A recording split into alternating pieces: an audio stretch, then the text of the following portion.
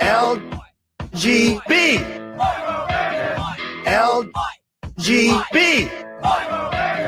LGB. LGB. They say LGB everywhere I go. LGB. What it means, I don't know. LGB. Whatever it is. LGB. Kamala, help me, please. Please. Alrighty then. Thank you. LGB. That's let's go, Brandon. Right? LGB. This means let's go, Brandon. No. LGB. Sounds like let's go, Brandon. I guess. LGB. All right. Let's go, Brandon. I am Cornholio. Chant LGB. Right wing and left wing. LGB. Go, you know the thing. LGB. If you don't sing that back. LGB. And you ain't black. LGB. Let's go, Brandon. LGB. Let's go, Brandon. LGB. Let's go, Brandon. FJB. Let's go, Brandon. I'm Joe Biden, and I Forgot this message. Greetings, my dear friends, and welcome to another episode of Reading Epic Threads. I'm your host, Patrick Gunnels, joining you from Houston, Texas, this April 22nd, 2024 at 1:31 p.m. Central Daylight Time. I've got one piece for you today, The Werewolf Game, Part 3 from American Hypnotist. Very excited about that, so without further ado, let's get started. From badlands.substack.com, The Werewolf Game, Hell On. Something Weird is Going On in the Black Sea by American Hypnotist. Greetings, friends and patriots. We have a doozy of an article for you guys today. Truly, I never thought I'd be writing about any of the subjects that comprise the Werewolf Game series, but the research trail itself dictates where I go, not my preconceived notions.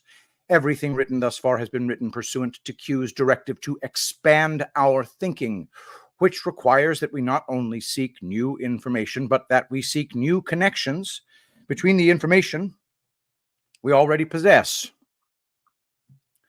In previous articles, we discussed topics as diverse as information warfare, psychopathy, ancient history, occultism, fairy tales, Q, Trump, Tartaria, Tesla, and many other topics. Though it's not necessary to read those in order to read what follows, here are parts 1 and 2, links in the article, for your perusal.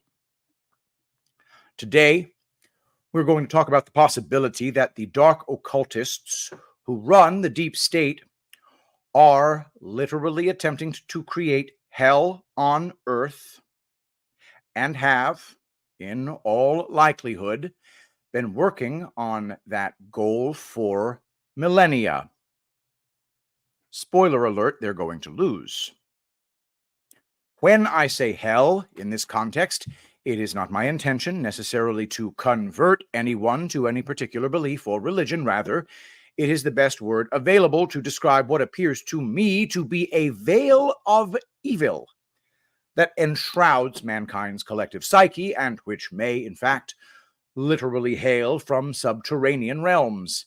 That may sound far-fetched, but I assure you that there is a tremendous amount of evidence backing it up.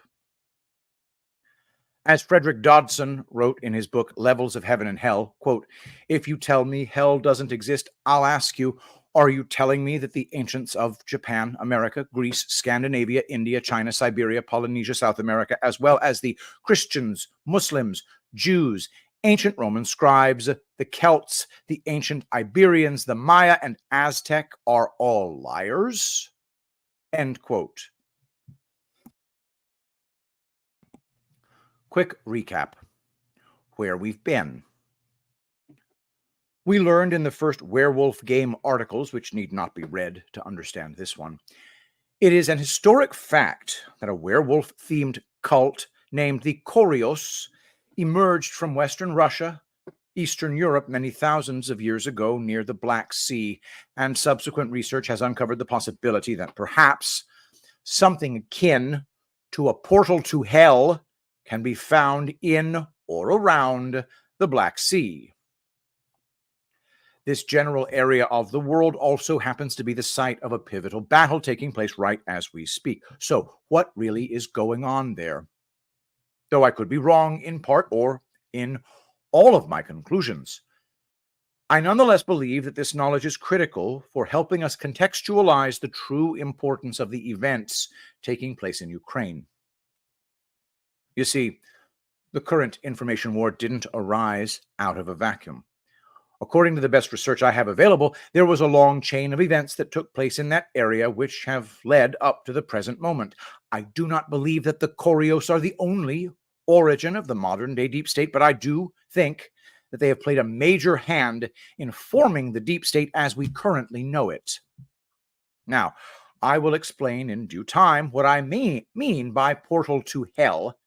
But before we get into the heart of things, I must preface this article by saying that I'm 100% certain that men and women have both the ability and authority to say no to this unwelcome intrusion of hell, either the literal or metaphorical version of it, into our world.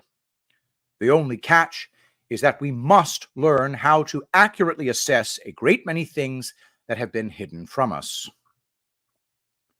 One can neither effectively protest nor change that which one cannot accurately describe. If you're going to oppose the encroachment of hell into your world, as I believe the Trump and Kennedy families have been doing, possibly for hundreds of years, you must become knowledgeable about its nature and origin.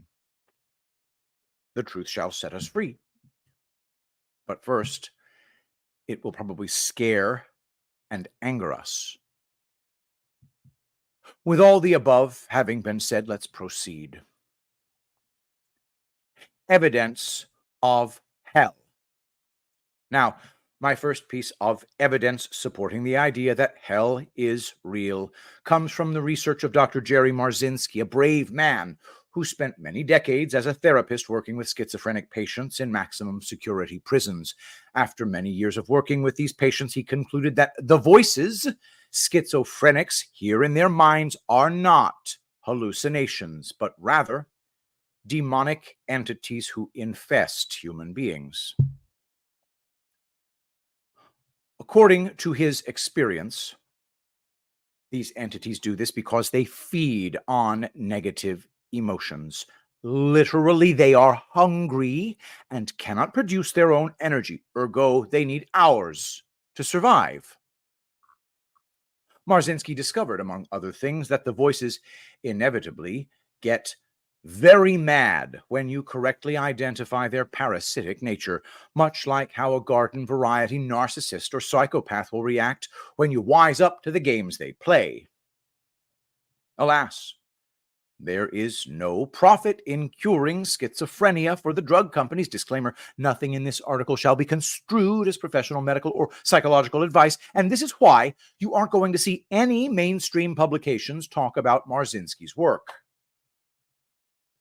Among other things, Marzinsky discovered that reciting Psalms 23 agitates the voices and makes them run away. He taught his patients to recite it until he was found out and told by the authorities that the only allowable method of treatment was to continue giving his patients drugs.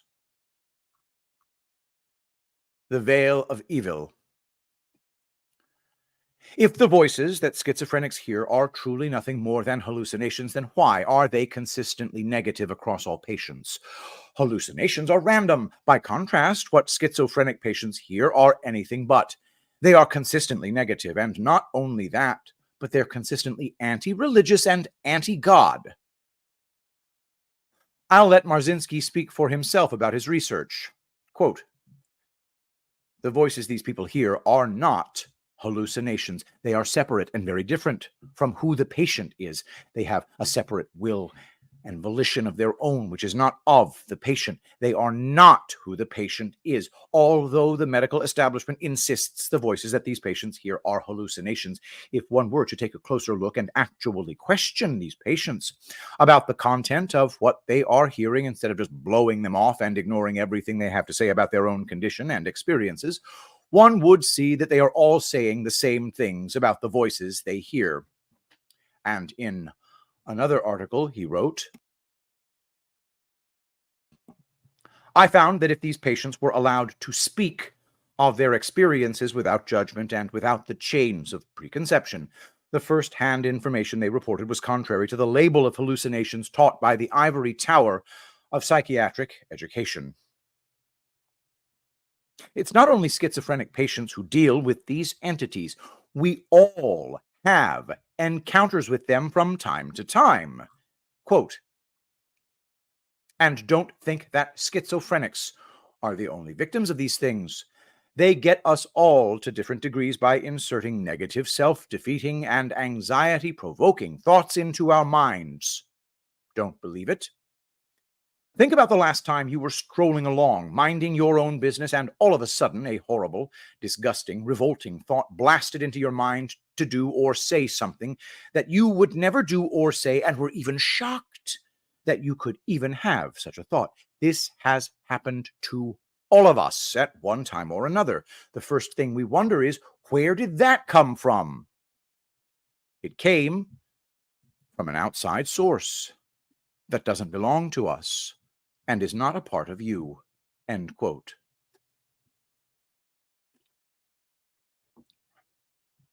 As scary as this all sounds, I want to ask you a question.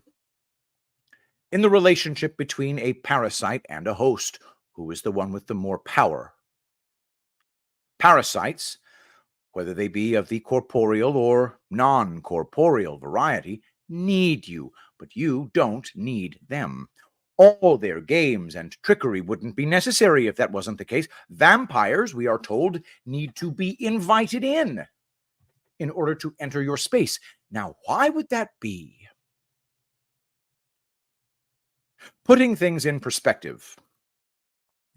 Please understand, I'm not trying to say that schizophrenics or anyone else dealing with negative entities of any kind intentionally invited these beings into their minds, but it does appear that one can invite said spirits unintentionally. Though research into this area has sadly been suppressed and obfuscated, it appears that certain negative emotions, beliefs, and actions seem to magnetize malevolent spirits to oneself. Conversely, there are certain emotions, beliefs, and actions that repel malevolent beings away from the self.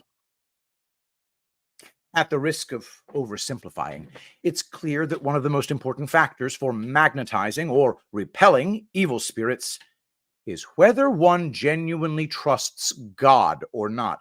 For the record, I'm not endorsing any particular religion in saying this. I'm only reporting the facts as best I can see them.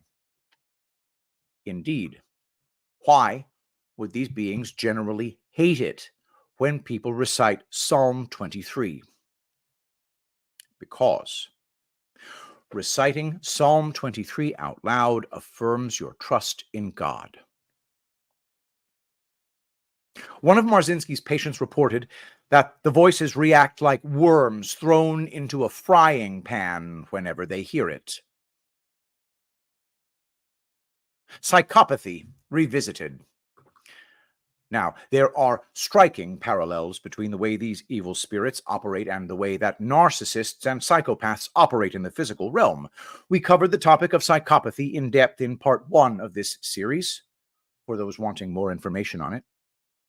Narcissists and sociopaths are famous for using manipulation to socially isolate people from their friends and family, from their support network, so that they can feed off of them without interruption. They will say things along the lines of, no one really loves you, so-and-so is talking behind your back, everyone is happy when you're not around, and so on and so forth.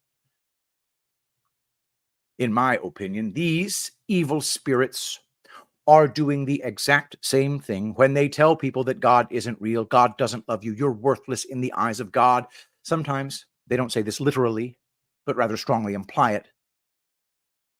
The idea, simply put, is to sever people's connection with God in order to isolate them so that they can be used as food for these parasites. It's self-evident that the more hopeless a person feels, the more negative energy they produce, and the easier it is to take advantage of that person. If there is no God, then that means there is no transcendent or intrinsic purpose to human life. If there is no God, then that necessarily means morality itself has always been a purely man-made invention, and this would furthermore mean that stealing and murdering aren't intrinsically wrong in any sort of cosmic sense. Sure, we may not like these things, but how important can mankind's preferences be if we all got here by sheer random accident only to go back to nothing in the end? Indeed, from the perspective of materialism and atheism, we are reduced to mere physical objects, endlessly pursuing the satisfaction of our appetites until we die and become nothing, and any suggestion to the contrary is just wishful thinking. In my personal opinion, the fact that these viewpoints are enshrined at the institutional level throughout Western civilization strongly implies the presence of evil within the halls of power. In sum, it indeed appears that the world is flooded with entities of the corporeal and non-corporeal varieties who conspicuously want to turn people away from God. Is that not compelling evidence that hell, or something like it, not only exists, but that it is spilling over into our realm? But wait, there's more. Levels of hell. Many religions throughout the world not only agree that hell exists, but there are levels to it. In Tibetan Buddhism, the first level is known as the realm of hungry ghosts. This is a realm that is full of beings who have forgotten who they are and who wander all over the place, beset by a perpetual hunger that torments them. They are often portrayed as ugly, misshapen beings with fire in their bellies. The only relief these hungry ghosts ever experience comes from engaging in sexual acts, and because they have no other outlet, this leads them to become utterly obsessed with acquiring sex. Is any of this starting to sound familiar? Again, does it not seem like something wicked is afoot in human affairs? If you ask me, there is too much love, goodwill, and beauty in this world for it to be literal hell. Hence, my thesis is that hell, or something like it, is invading this realm. The Choreos, in my opinion, are a primary vector through which this invasion has been occurring since the beginning of recorded history. It is to this cult we shall now turn our attention. Essential features of the Choreos werewolf cult. For a full treatment on this subject, I recommend readers get Wicked Teeth, The Secret History of Werewolves.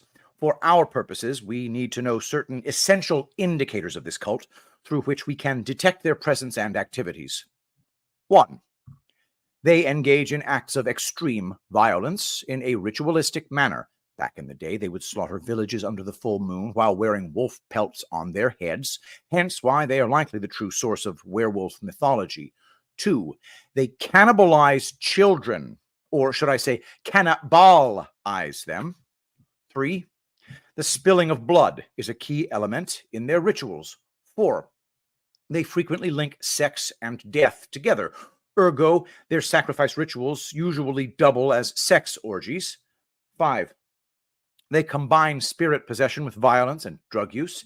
6, an important part of their occult practices is to break civilizational taboos wherever they find them.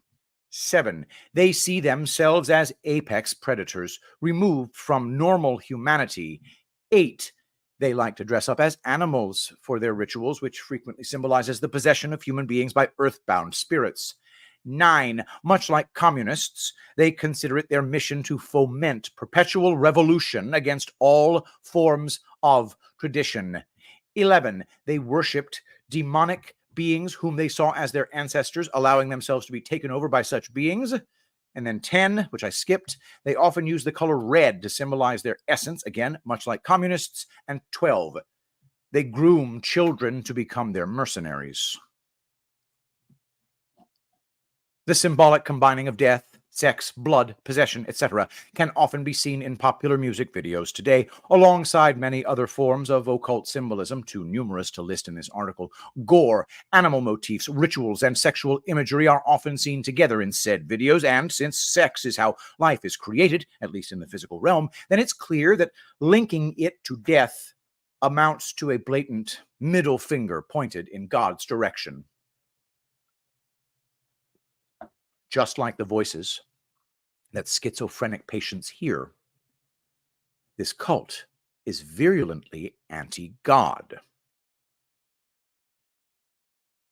60s drug culture and the choreos.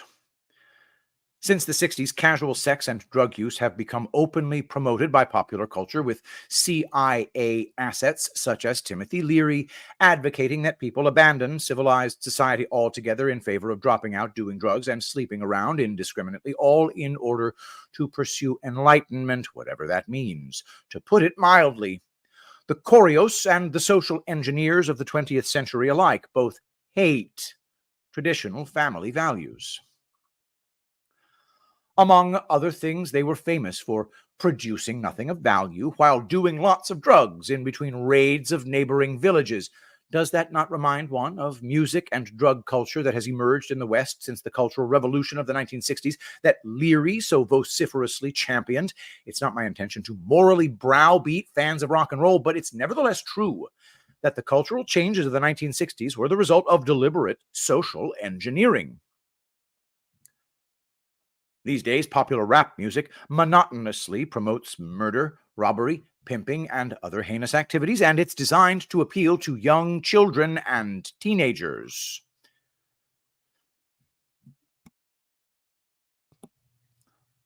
A connection between 60s counterculture and the aforementioned portal to hell. One of Timothy Leary's close colleagues was a man named Robert Anton Wilson, who served as chief editor at Playboy magazine from 1960 to 1969 and wrote many books from a postmodernist deconstructionist viewpoint, which is just a fancy way of saying that his writings were intended to discredit traditional Western beliefs and values. Playboy, indeed, has played a significant and deleterious role in the reshaping of Western culture since its inception, much like the Kinsey Institute, and there is much evidence that it served as a hub for blackmail operations against U.S. politicians, as many followers of Q already know. The reason why I bring him up is because he co-authored a series of books called the Illuminatus Trilogy with one of his Playboy colleagues, Robert Shea. I hope you can forgive me for spoiling the end of that series, but I must tell you that at the end of this trilogy, a globally influential evil cult attempts to animate an army of zombies who have been held in suspended animation at the bottom of a giant lake. Stay with me, folks, because I suspect that this could be disclosure regarding the choreos and the Black Sea. Tartaria Revisited. As I said in the beginning, I suspect that something akin to a portal to hell exists in or near the Black Sea. Since the last installment of the Werewolf game was published, in which we spoke at length about Tartaria, I realized something profound that had previously escaped my notice. In Greek mythology, Tartarus is the name of the region of hell located below Hades, and Tartaria, according to many researchers, was located right where the choreos first emerged on the scene, which was also once known at one point as Khazaria. Does this mean that the hypothesis that Tartaria was a benevolent civilization is wrong? Not necessarily, but I do wonder if the names got altered a bit. Perhaps Tartaria wasn't the true name of said civilization, or perhaps something else is going on. It's not unthinkable that many of the maps of the old world could have been forged. How hard would it be, really, to flood the internet with fake information in order to obfuscate utterly and completely the truth about any given matter? As far as names go, Tartaria is very close to Tartarus. This amounts to one piece of evidence that a portal to hell, or something along those lines, could be located in or near that general area. The fact that this area is also the origin point of many forms of dark occultism is another important piece of evidence. Indeed, I believe that it is the same cult that not only gave us the symbol of the werewolf, but also gave us vampire and zombie symbolism as well. Former Satanist Mark Passio has stated on many occasions that the higher-ups in the Church of Satan view the masses as the walking dead. When they call us consumers, that's just a form of occult mockery. To them, we are zombies who do nothing but wander aimlessly about the world, consuming as we go. The phrase useless eaters approximates the very same idea. If I had to wager, I'd say that vampires represent the royalty of this cult, werewolves represent their mercenaries, and zombies represent the rest of us, as though a hierarchy that came from the same infernal realm had been instantiated in ours. At long last, let us now turn our attention to the Black Sea. Anomalies of the Black Sea. Did you know that the Black Sea has almost no oxygen in it? Not only that, but it glows red and contains high levels of sulfur. Alas, the smell of sulfur is popularly associated with the presence of demons. Scientists refer to its red glow as deep red fluorescence and say that it's caused by the anaerobic bacteria that inhabit it. As it just happens to be the case, the presence of anaerobic bacteria tends to be correlated with sickness and decay. Only the very surface layer of the Black Sea can support life. For the most part, it's basically a giant pit of death. Not only that, but it is the largest meromictic sea on Earth, meaning that its layers don't mix. In other words, the contents of the Black Sea largely exist in a state of suspended animation, just like those zombies from the Illuminatus trilogy. Are you starting to see why I suspect there might be some kind of portal to hell located in this general area? When you add up the anomalies of the Black Sea, the emergence of the Corios, and the fact that this area is popularly regarded as the hub of Tartaria, which resembles Tartarus, a rather compelling picture starts to emerge. To summarize, I think the Corios werewolf cult that hails from this region could be regarded as one of hell's proxy armies, and I believe that this cult is one of the driving forces in world politics from the beginning of history all the way to today. And as I wrote in previous installments of this series, I furthermore believe that the Trump and Kennedy families, among others, may very well have been fighting this cult for at least several hundred years. As bold as these claims may be, I have only thus far shared a fraction of the logic and evidence supporting my theory. The end, for now. As I said in the beginning, to wrap our heads around the current geopolitical situation requires us to familiarize ourselves with a great many things that have been hidden from us. If it is true that hell, or something like it, is invading our realm, then would it not behoove us to take the situation seriously? The evidence in support of this is overwhelming. Indeed, I thought this was going to be the last Werewolf Game article, but it's become clear that more articles are needed. As the more I keep pulling at these threads of research, the more evidence I find. Commenters in previous installments have also pointed out that the Ukraine area is also where the Prussian army originated, which is another compelling connection I had not even considered as I began writing. Many thanks, by the way, to all you guys who left comments. I'm deeply humbled and honored at the response on the first 2 installments of this series. Before I sign off and get to writing the next piece, I did promise that I'd give you guys more information on the Trump-Kennedy connection. Rest assured, I will speak about it in due time, but for now, here is a great article on that topic.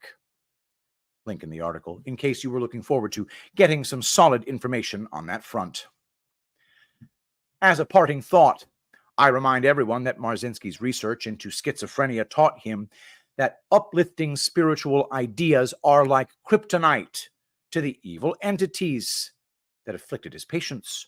Though evil may appear strong, what if this is an illusion? After all, what could evil accomplish without human participation? Could it accomplish much of anything without our help? How powerful can these evil spirits truly be if merely saying, "I trust God," causes them to scatter like rats? Have no fear, friends. The very fact that you're aware of the information war and the veil of evil that appears to support it strongly suggests that we're on the verge of winning. Their biggest fear is a mass awakening. Cheers and Godspeed, American Hypnotist. And that is American Hypnotist at badlands.substack.com. And now, of course, I'm going to read from falsehistory.net, The Hidden Kennedy-Trump Connection. In the 2024 presidential election, Robert Kennedy is running for Democrats. Donald Trump is running for the Republicans. If these two face off against each other, it'll be the first time two individuals unbeholden to special interests, or at least that's the public perception, are up for the vote. This may have been the plan all along. In 1944, Joseph P. Kennedy was killed in a plane crash. In 1948, Kathleen Kennedy was killed in a plane crash. In 1963, John F. Kennedy was assassinated. In 1968, Robert F. Kennedy was assassinated by a hypnotized MK-Ultra slave. In 1969, Ted Kennedy drove his car off a bridge, only barely surviving. In 1984, David Kennedy died of a drug overdose in Palm Beach, Florida. In 1997, Michael Kennedy died in a skiing accident. In 1999, John F. Kennedy Jr. and Carolyn Bessette Kennedy got killed in a plane crash. In 2011, Kara Kennedy died of a sudden heart attack in Washington, D.C. Mary Richardson Kennedy died of suicide in 2012. Christopher Kennedy died of a heart attack in 2018. Cyrus Kennedy Hill died of a drug overdose in 2019. Maeve Kennedy Townsend McKean disappeared during a canoeing trip in 2020. The uncanny series of prominent Kennedy deaths are attributed to a vague Kennedy curse, but in the two famous cases, JFK and RFK, a CIA involvement has been all but proven. Someone doesn't like the Kennedys. Call them the deep state or whatever you like. And they loathe the latest famous one, Robert Kennedy Jr., whom they jeeringly call a conspiracy theorist, a disgrace to the Kennedy family through their news media. John McAfee on Twitter, February 17th, 2020. October 1963, JFK threatens to dismantle the CIA. November 1963, JFK assassinated. May 1968, Robert Kennedy says he'll remove the CIA if elected. June 1968, Bobby assassinated. May 1974, Nixon says he'll end the CIA. August 1974, Nixon forced to resign. Who controls our government? Why are the Kennedys so loved by the public but so disliked by the deep state? What's so special about this family? We find a similar dynamic with Donald Trump. Also loved by 70% of Americans, but loathed by the media. From CNN Politics, facts first. Fact check, a guide to 9 conspiracy theories Trump is currently pushing. From The Guardian, Trump repeats conspiracy theories and election lies in CNN town hall. To an outside observer, it seems as if we're missing half the story. There's something people don't know about this whole thing. One side is very upset about the other side, and we, the unenlightened public, don't know why. One of the things not widely publicized or appreciated is the close connection between the two families. Let me first prove that there is a connection, and then we can talk about what it means. At one point, Trump appointed Robert Kennedy to be in charge of vaccine policy for his administration. The backlash was so fierce that the plan was soon ditched at the urging of Trump's advisors. From Time magazine, why Donald Trump's choice of RFK Jr. as vaccine czar is a terrible idea. Why would Trump appoint an anti-vaxxer? Because he is one himself.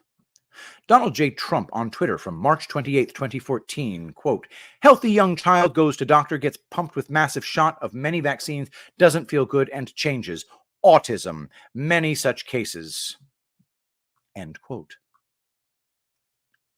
That is, until 2020, when he inexplicably changed his views and started promoting COVID shots.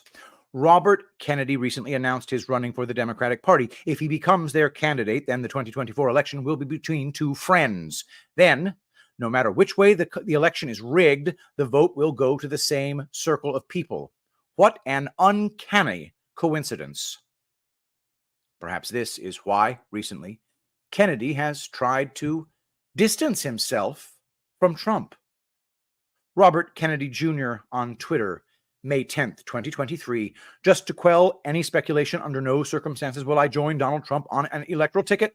Our positions on certain fundamental issues, our approaches to governance, and our philosophies of leadership could not be further apart.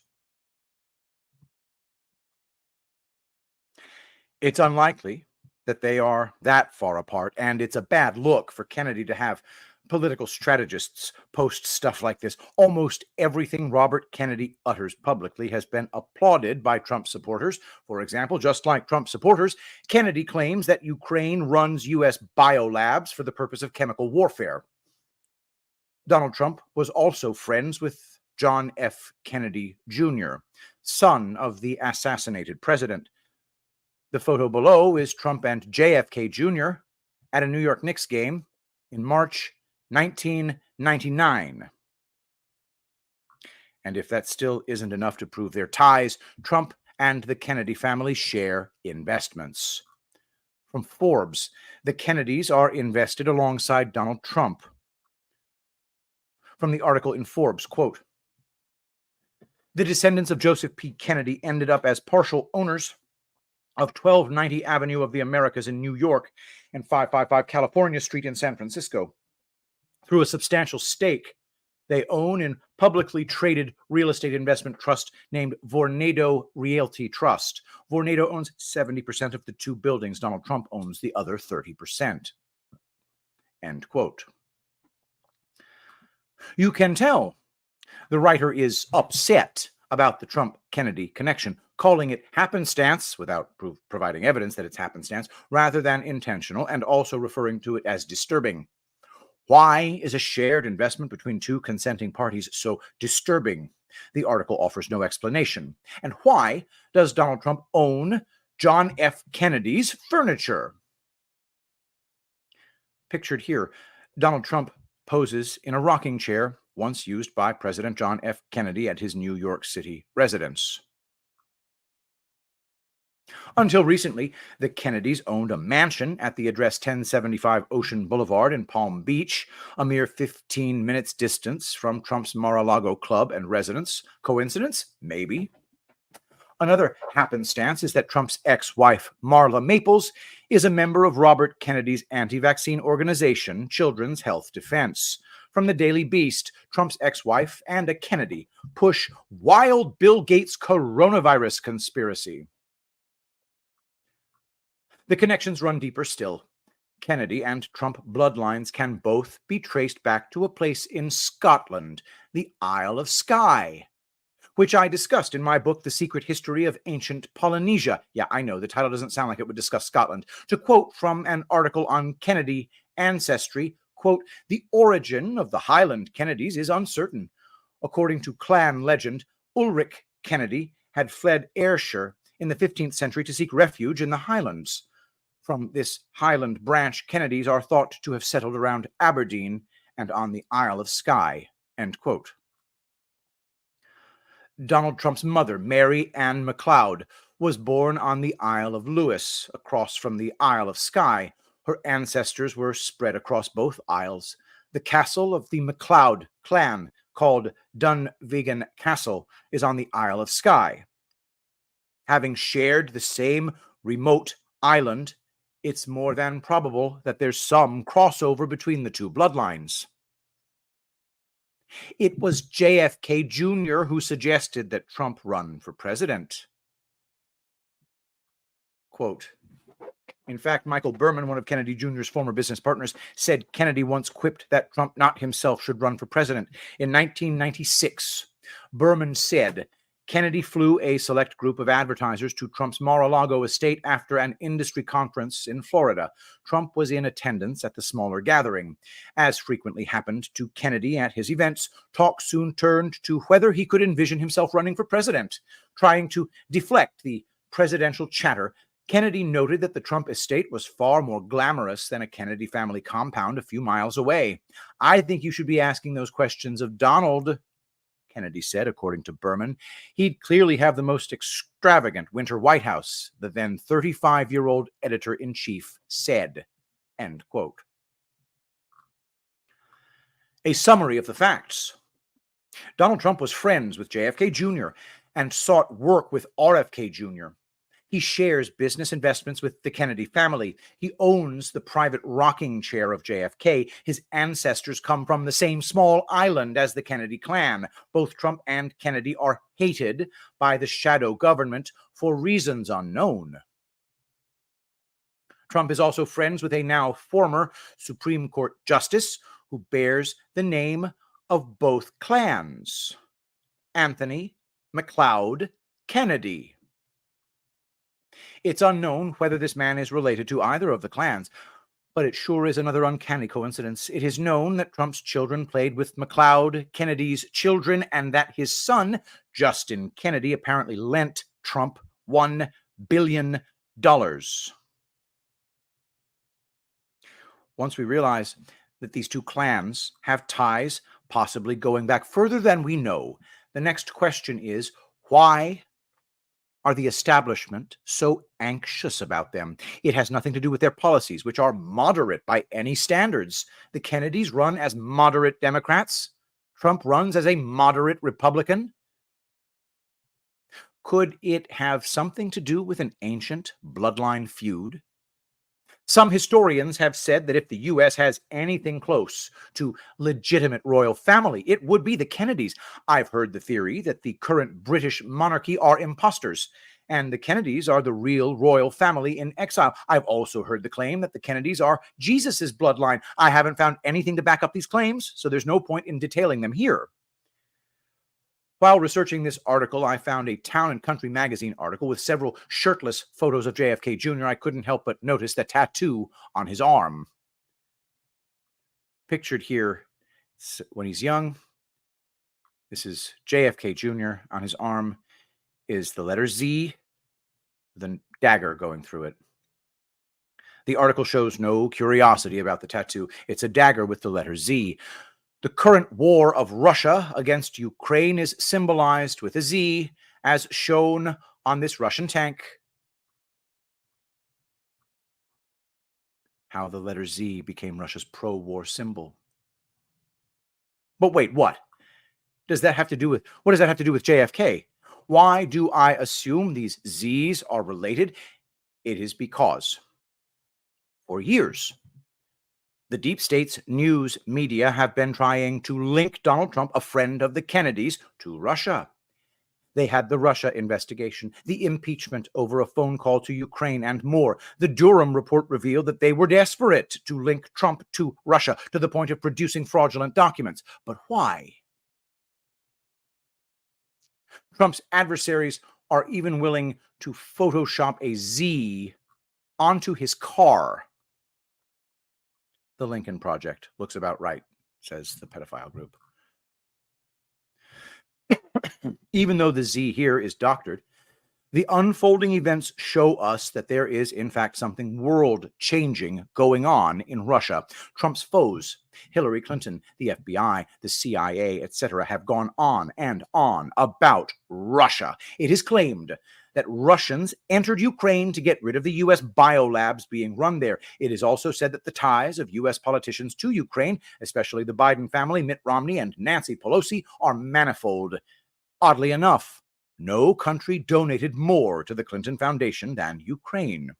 But when Clinton failed to get elected president in 2016, donations dried up. Judging by the very little information the public can see, there seem to be two factions here.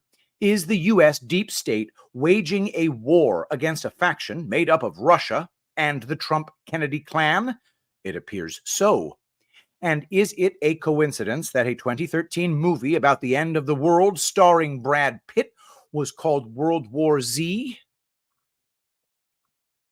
The Kennedys wanted to bring down the octopus. John F. Kennedy publicly said that he would break the CIA into 1,000 pieces. After that, he got shot. Even so, the plan of the Kennedys may be coming true in 2024 and beyond. In this context, it's interesting to note that former Twitter boss Jack recently tweeted a video promoting Robert F. Kennedy, along with the claim that the account is not run by him anymore. From Jack on Twitter: splinter the CIA, NSA, and FBI into 1,000 pieces and scatter them into the winds. I took these screenshots directly from his replies section. Jack says, "It's not me anymore." Makes me wonder who's really behind this account. And Jack says, "It's not me." Ex-Twitter leader Jack Dorsey endorses RFK Jr. for president. I'm not sure the real Jack would endorse a conspiracy theorist, considering he spent more than a decade suppressing such people, just like the real Elon Musk would probably have not released the infamous Twitter files, thereby single-handedly exposing the deep state agenda. My best guess, considering there is zero transparency around anything the government does, is that Twitter was taken over by the same in-the-shadows people that propped up Trump and Robert Kennedy for an anti-establishment showdown in 2024. Fascinating stuff, guys. Fascinating stuff. So I think that can be our show for today. I am doing this with incredibly limited commercial interruption. I just wish to remind you that basically chemtrails are poisonous. So this is an Epic Minerals ad. I urge you to listen to this and go to epicminerals.net. Use promo code Shapiro to pry $1 from my grasping hands. He said something that really hit home about this phenomena of chemtrails. Manganese will make you kill your mama. How much manganese are you spraying in my neighborhood at night while I'm asleep? Military and some commercial jets have been fitted with huge barrels of at least 49 different kinds of documented chemical poisons. Barium is toxic to all mammals. Aluminum is known to diminish kidney function and destroy brain cells and cognitive function. A problem, a serious problem. Patent number 5003186 describes cooling the Earth with metal oxides sprayed into the stratosphere. And I thought, well, geez, this is what I do for a living. I was finding tons and tons of large quantities of aluminum, barium, strontium in the forms of oxides and sulfates. Instead of protecting the people, we are poisoning the people. Detox and prevent heavy metal poisoning. www.epicminerals.net. Promo code Badlands. I guess I should have a promo code Shapiro in there. Let us end with two prayers. First, Psalm 23, King James Version. The Lord is my shepherd, I shall not want. He maketh me to lie down in green pastures. He leadeth me beside the still waters. He restoreth my soul. He leadeth me in the paths of righteousness for his name's sake. Yea, though I walk through the valley of the shadow of death, I will fear no evil, for thou art with me. Thy rod and thy staff, they comfort me. Thou preparest a table before me in the presence of mine enemies. Thou anointest my head with oil. My cup runneth over. Surely goodness and mercy shall follow me all the days of my life, and I will dwell in the house of the Lord forever. Be useful to memorize that, and I think I will. And speaking of things that I've memorized, let us pray.